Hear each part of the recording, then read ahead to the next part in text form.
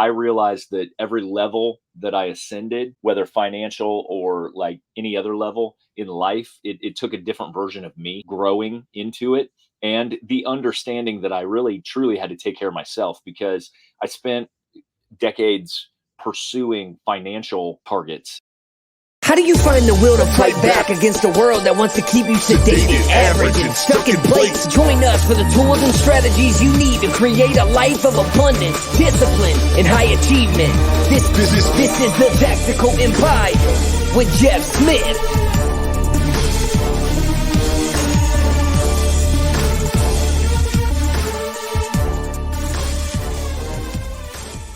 Welcome to another edition of the Tactical Empire. Today, I am here with Sean Ryder, and I'm looking forward to chopping it up with you, my man. How are you? Heck yeah, I'm good, man. I'm good. I got a little sun this weekend and forgot that I shaved my head. So the top of my head is a little sensitive right now. It's a little on fire. We start so many of these episodes with conversations about our fucking hair. It's so weird. Yeah. Well, it's funny because we just alternate haircuts. Like, so your hair's longer now, mine's short. And then next week we'll get on, your beard will be shaved, mine will be longer, hair will be gone. So no, man. I just listened to the podcast that dropped this morning and I said something about your hair. So you're right. We're nailing the hair and the tans lately, but so be it. It's the time of year. How are you, man? Good. I can't complain. How are you guys? You guys shifted from somewhere to somewhere else. So, right? Yeah, we're in South Carolina at this point, trying to feel it out. They're actually cutting down trees right outside of my RV. So we may get some noise, but we'll see. Doubtful. Hopefully not. Hopefully not. Yeah, How exactly. Dare them. Yeah. Awesome. Hey, I just had a nice week-long string on providing some free value to the community on my personal network and inside the Tactical Empire free group on the 7 levels of financial freedom, which is our flagship product. It's kind of what we put everyone through regardless of what their goals are. Because if you listen to us long enough, or if you're brand new, I mean, our 2 main tenets are you're only going to go as far as your leadership capabilities and your financial education. So the 7 levels of financial freedom, something that Jeff created. And it's, like I said, our flagship product. So we're going to start putting a lot of emphasis on providing value to those of you that aren't in the inner circle on this content. And it's going to start with a 7-part podcast series, 1 level per episode. And we're just going to do 7 back to back here. So it's easy for you guys to find and easy for us to send to people. So Jeff, level 1 of the 7 levels of financial freedom actually pretty much has nothing to do with finances. So level 1 is recognizing that you are the asset. Why is that what you put as level 1 of the 7 levels when you created the 7 levels originally? And let's just pontificate on that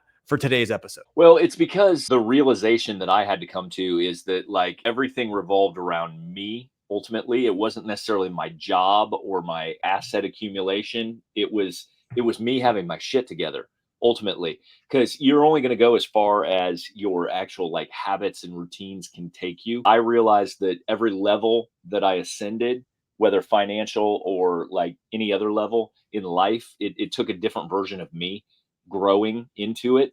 And the understanding that I really truly had to take care of myself because I spent decades pursuing financial targets, if you will, living pretty hard. Like, I mean, if you've been around for a minute, I like to party, and I always have for a long time. And so, but what you kind of realize as you have kids and mature and grow up a little bit is you have to realize that, like, man, if you hit these financial targets that you're supposedly grinding, quote unquote, grinding away at, what does it matter if you don't have your health, if you don't have your mental health, your clarity, and kind of, it needs to be fun on the journey as well. But the things that were important to me were being more of a better human being and being a well-rounded person, so that when I reached these financial milestones, I would be able to maintain it, as opposed to like feast and famine situations where I think money's an amplifier. So if you're a solid person, and then I want everybody that's a solid person that has shared values or whatever with us, that like, it's important to me that they get very, very wealthy because it allows them to amplify their impact in the world. But ultimately, taking care of yourself is where it starts. You can't be a good husband. You can't be a good father. You can't be a good business owner and leader to others unless you're walking the walk. Mm-hmm. Like, you can't tell people what to do and not exemplify it yourself. So it took that personal responsibility side of things and really just poured gasoline on it for me, because I realized that I had to be the standard that I wanted everyone else to uphold, in order to get to the level of success and whatever prosperity that I wanted to. I think there's a few lens we can look at it through, but in regards to like physical health, fortunately, I've never had the issue that I wasn't physically healthy. Sure. Not only externally, like I work out, so like I was never obese, but my blood work has always been good. So you have people that look good, but their internals are junk. So fortunately, I've never had any issues with internal or external physical. But there was a time where when I was competitive in the fitness space where I truly believe now that you could be so aggressive and so fit and so dialed in there that you're actually not healthy, and it takes away from other areas of your life, right? I was younger without kids at that point, so I had the time that I could allocate it to it, and I didn't have something else that I was striving for besides building a business, but my vision for that wasn't as big as what my visions are now. So I truly can't quite relate to people that have let their physical health go by the wayside as they pursue these other things. But the more that I work with people, I recognize that I don't have to have that past to be able to help them in that. It really does come down to what you said, which was like their personal habits, their daily habits, how they adjust and revolve their schedule around critical tasks. Because I'm definitely seeing guys that are striving for more at the detriment of their physical health. But then you look at their schedule and it's just a lot of wasteful time, whether it's wasteful at work or wasteful at home. I can't, and it's just me. Like I cannot fathom going home and sitting on the couch and watching TV for 3 hours. Like I can't fathom it. So how do you talk to people that may be on the early stages of this mental light switch on shit? I've been burning the candle to try and progress up the corporate ladder or to get bigger incomes or build my business or acquire assets. And I'm sacrificing and their physical health is gone. How do you reconcile? And they're not where they want to be. And I've heard you talk about this before, but I want to pose a question here. How do you reconcile that they aren't where they want to be financially and how they can start allocating time to building themselves as the asset mentally and physically when they think that that's just going to slow them down even more? I've been working so long, I've been working so hard, and I don't have what I want financially. So how can I step back and focus on me when I'm not where I want to be financially? How do you navigate that conversation with someone that you might just be working with for the first time? Well, it's a realization that it's all interconnected. And your holes in your game are usually things that you either don't recognize or are unwilling to change or recognize, right? So like if you're trying to hit these targets and you keep falling short, like one of the things is you will say, I've got all these lifestyle factors that they don't bother me.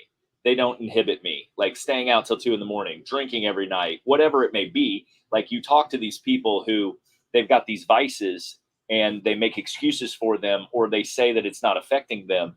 And but your whole, like, it's hard to be like, if you're lacking in some area, like if you dial in the basics, then you start raising the tide everywhere else. So like your weakness in your game is probably that like you don't sleep well or that you don't work out. So those excuses, or you're a bad manager of time. I mean, like, let's look at these things.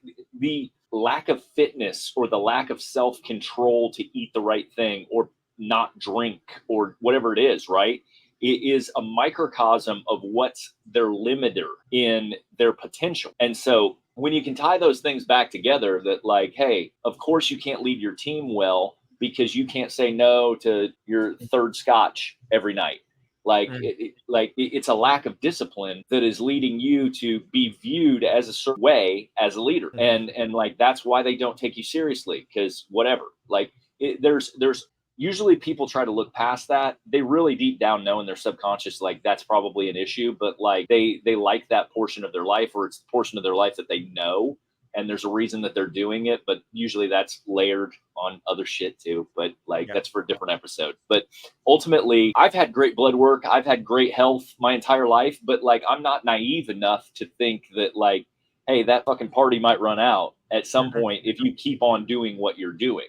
Like, I definitely know that I'm not 22 years old anymore, but I also am very healthy and still physically capable and things like that. But I do have a realization that, like, having educated myself enough on the human body and things that go on, chronic illness is built over time. It's not built in a day, right? And so if you only get one vessel that you're in too. So like if you fuck off enough and long enough, and like once that tipping point is reached and you're diagnosed with something, then that's a forever thing in a lot of cases, right? Then you got to deal with it, manage it, figure it out. And I never wanted to reach that day of like, well, shit, now I'm dealing with diabetes, or now I'm dealing with this other stuff. And so like I try to do the best I can now. I mean, obviously I lived like a shithead in my 20s because we didn't know what we didn't know, right? And like you ate Hot Pockets and all this trash and you're just like, huh. But so I'm at a point where the realization to me is that I would rather like take care of myself, because I generally feel better now. I have more self-awareness about how I feel. But ultimately you can't get to where you want to get, because I mean I've been moderately successful in my life, but I have a much larger vision of where I want to go. And so at every like I'm saying, at every stage I can sit there and look at myself and say what behaviors are serving me, what things are serving me, because I've done this long enough to understand that like I'm not going any further if I don't change. If I don't recreate myself, if I don't read more, if I don't get more educated, if I don't get more skilled, if I don't get more thoughtful. And like, what are the things interfering with that? Who knows? Like carb loading or whatever. Like, like I mean, there's a variety of things. But when you talk about you being the asset, it's just about looking internally instead of looking external. Like, stop trying to solve all your fucking problems with external validation or external sources. Like, if I just get this next deal, I'm going to be fixed. Like, if you're a miserable fucking person, it doesn't matter how much money you have, or it doesn't matter how many deals you've done or how successful you've been. If you're dealing with depression, or you're fucking 400 pounds, or you can't walk up a flight of stairs and not have your heart rate go to 180, like none of that other shit matters. And so like you'll have the most successful year of your life if you focus internally first, fix all that shit, and then start going forward with what you're doing. It's like being buried in unsecured debt. Like you can't stop. The first step is to stop digging, and then we can start filling the hole, right? Yeah. But you have to stop digging first. And we're digging our own graves every day.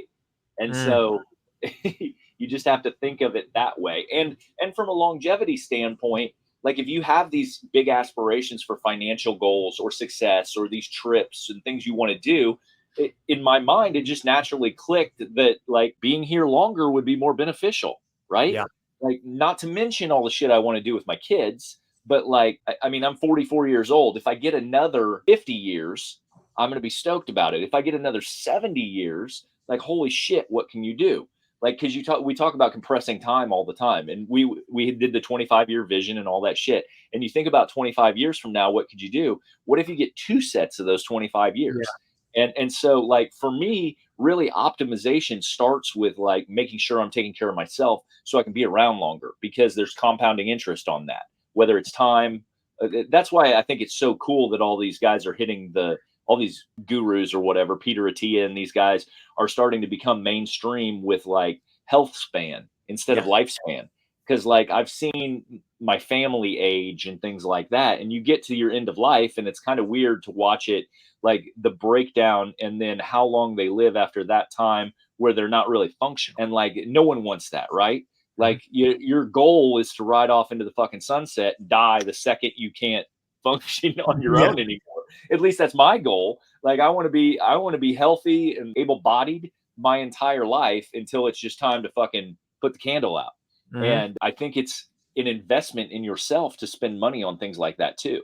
Like that's another thing that's been very top of mind for me through the last 5 years, 10 years, is like being cognizant about spending my money and getting out of like the medical system, if you will. So like proactively and preemptively taking like blood work and doing hormone tables and all of that stuff to see, because I'm not a very smart guy, but it tells me like if you look at your blood work regularly, if you look at your hormone tables regularly, I think that stuff will tell you before something's wrong, like far in advance. Because what I mentioned already is that like most of these diseases are chronic diseases. So like You can't tell me that most of cancer, most of these chronic diseases that we're dealing with, like that you couldn't have triggered that or flagged it like 4 quarters back Right. and saw an imbalance in something that you may have been able to adjust something at that point in time that might have had different results now. And Yeah. so, yeah, Well, you nailed it. That was a mouthful, and I think you covered all the basis. I mean, a lot went through my head as you were talking. I agree with everything you said. One thing that I come to mind as I worked with more people is like I truly do think that some people are just lying to themselves and say that they want improvement in certain areas, but deep down they truly don't. Like, and at the end of the day, like if you do want to go home and sit on the couch for 3 hours, that's fine, but just don't complain about your lack of results if you're really telling yourself the truth about what you want. But without going down that rabbit hole, what I really was thinking about there was if you think that you're going to improve your physical health after XYZ, I mean, I would just venture to say that like once you get XYZ, wouldn't you rather just be already optimized from a health perspective to sure. not even have to change your focus and not have to like, it is so much better to enjoy life when you're Yep. healthy. Like life is better. Like Yeah. being able to walk without getting winded, being able to walk upstairs without getting winded, being the only person in the airport that takes the stairs instead of the escalator, and you have 40 pounds worth of crap on your back and your heart rate doesn't elevate. Like I like that. And I made a post on Facebook the other day about like, when you're at an airport waiting for your plane, do you sit on a chair or do you walk the airport? Because it just blows my mind every time I'm in the airport how many people are comfortable sitting for 2 to 3 hours before they get on a 3 hour flight. I don't want to do that. Like Yeah. life is so much better when you're moving, when you're active, when you are making the right choices. And I just think people don't recognize, you don't know that you feel bad until you feel better. I truly believe that as well. So commit to a 90-day. We talk about 90-day plans. Commit to 90 days on cutting out the alcohol through the weeks, or going from 3 scotches to 2 for a week, and then 1 for a week, and then maybe 0 Monday through Friday. I want you guys to be successful financially, but not at the detriment to your physical health. I want you to be able to live the best life. And when you take the vacations to Italy, and Italy is not the flattest town on earth. So when you take that vacation to Italy, I don't care if you're 30, 50, or 100.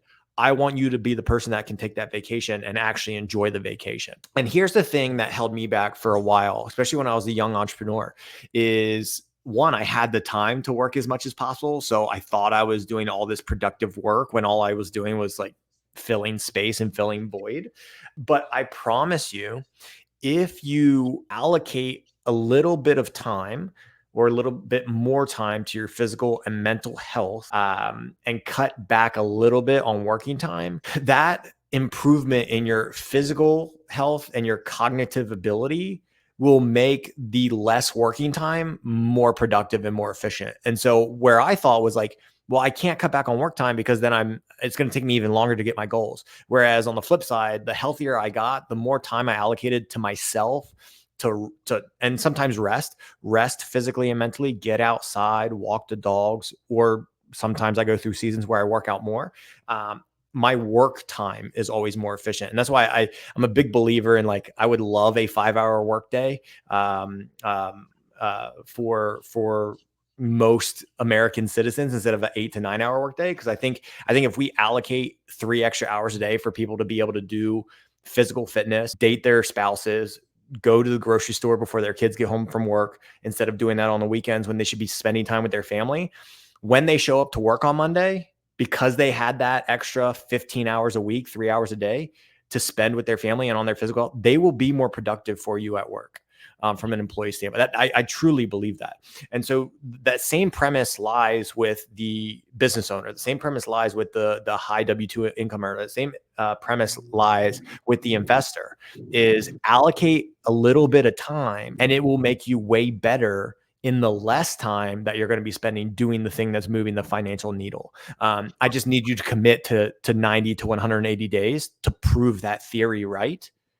And I promise you, more times than not, you'll be better. at what you're doing. Well, I don't have anything else to add to level 1. You are the asset. It really starts with just believing in that. Even if you have to force it down your own throat and be like, I am the asset, right? It kind of sounds corny to some people that are like, no, I need real assets. I need money. So I want to be cognizant of that. But like, guys, like don't push for the next 20 years and then die 2 years into retirement. And you actually didn't get to have the rewards that you worked so hard for.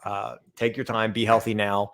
You'll enjoy the journey a lot more along the way. Jeff, anything else for the people? This level just helps you show up better in every single area. So it primes you for the levels that you're going to ascend to. So level 1 is complete. All right. Appreciate it. Come back for level 2 next episode.